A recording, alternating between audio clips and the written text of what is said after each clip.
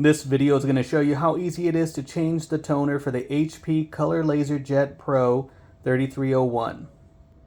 Step 1, open the door by pulling the panel open. Step 2, pull the blue tab. Step 3, grab the toner that you want to replace. Slightly pinch it and lift it up. Next step, take your new toner and drop it in the same spot where you pulled out the old one. Lightly press it into place. And repeat for the next 3 colors.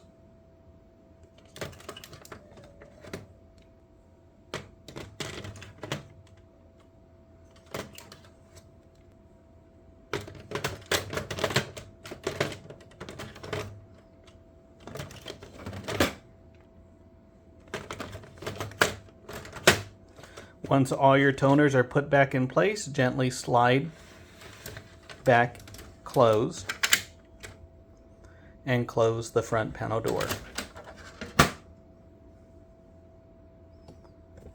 Now you will get this message here.